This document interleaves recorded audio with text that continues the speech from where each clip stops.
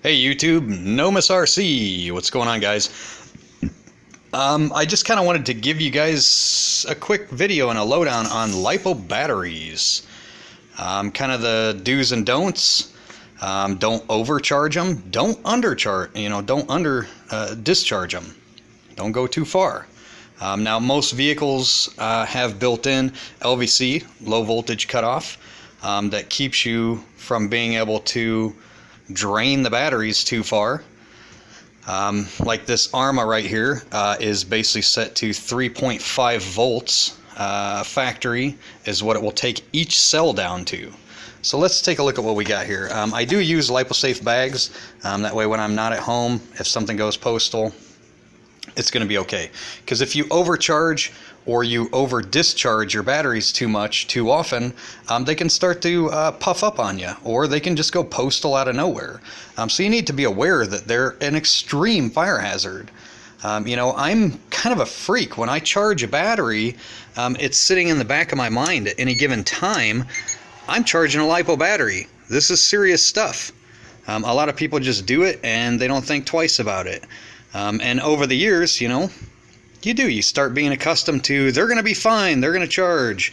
But always be aware in the back of your head, hey, I got a Lipo charging. I should probably check on it, or keep an eye on it, or sit near it and look at it every now and again and see if it's puffing up, make sure that the cells are at the right voltage. So what do we got in here? Let's take a look. Let's just pile them all out here. So we got a range here of 3S and 2S Lipos that sometimes I hook into series.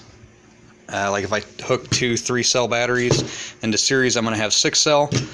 If I hook them into parallel, I'm just going to have 3-cell, but I'm going to have double the milliamps. So that's kind of your lowdown on that. Serial is going to give you, max voltage, and parallel is going to give you max life. It's going to last longer. So kind of, just to give you guys a little lowdown here, kind of my saving grace, the thing that I use all the time as a cell checker. I really like them. It's something that I do all the time. I check my Lipos when I first buy them and they arrive, and I check each cell, and I make sure that the cells are balanced. That's the whole point of this balance port that's on the side of your battery here, is to make sure that your cells are staying within range of each other. So we can see here, this particular one is at 3.82 on 1 volt, or on one cell, and 3.8 volts on another. So, in my opinion, that's acceptable. I would like to see both cells at 3.8, but it's not necessary. It's not something that we always get perfect, but as long as you're within, a couple of hundredths of each other, you're going to be okay. It's not the end of the world if you're just a couple of hundredths off from one cell to the other. See if I can actually get this plugged in here. Like this one right here. Look, boom. We got 3.8, 3.8.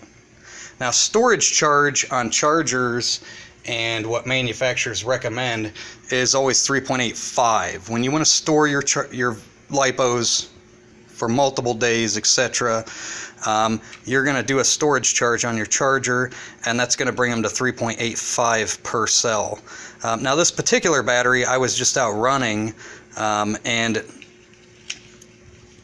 I didn't hit low voltage control, but I was having 15 or 20 minutes of fun. I was pretty much done, so I stopped running the vehicle. I checked the cells, they're at 3.8. Hey, that's good enough for me for a storage charge.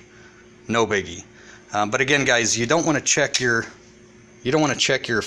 voltage across both or 2 or 3 or 4 or 5 cells, 6 cells. You don't want to check your voltage across that. You want to check it per cell and see what you're at. Now, your chargers themselves, you can go in and set what cell, how many cells, and you can set your charge rates. So let's get into charge rates real quick. Most manufacturers recommend that you only charge at 1C, which would be, if this was a 5200 milliamp battery, 5.2 amps. Now, all of my batteries actually state on them that I can charge at 2C, which what that would mean is 10.4 amps I can charge this battery at and have it done in 30 minutes. If I charged at 5.2 amps and this was fully dead, we would be at a 1 hour charge. If I charge at 10.4 amps, I can have this battery from fully dead done in 30 minutes. Now, oftentimes I'll actually charge at 2 and 3C. You should really probably stick to what the manufacturer states. If you go outside that variance, that's up to you. You know, that's on you. Now, as far as low voltage goes, some guys will actually say you can go clear down to 3 volts per cell. Myself personally, my beauty range is 3.3 volts per cell, and don't go any lower than that. But like I said, low voltage cutoff on this vehicle is actually 3.5, and some speed controls, ESCs, you can program what you want your low voltage to be. So just kind of a lowdown again, guys. You know, per cell, you don't want to go over 4.2. You don't want to overcharge them, and you don't want to discharge them so much that they're past 3 volts per cell. I like 3.3. Manufacturers like 3.5 so that you don't damage the vehicle or the battery. I have had batteries go postal. I've had batteries blow up, catch on fire, etc. I've had batteries puff up, and then I purposely take them out and puncture them because I want to know what happens when a LiPo goes postal and what could happen inside my vehicle, so that I can understand the danger and stay away from it. So, you know, again, have a decent charger. Check your cells when you get the batteries. Check your cells after charging. Check your cells after discharging. And you're always going to know what's going on inside this battery. And again, you want them to stay balanced. You want them to stay within a couple hundredths of each other.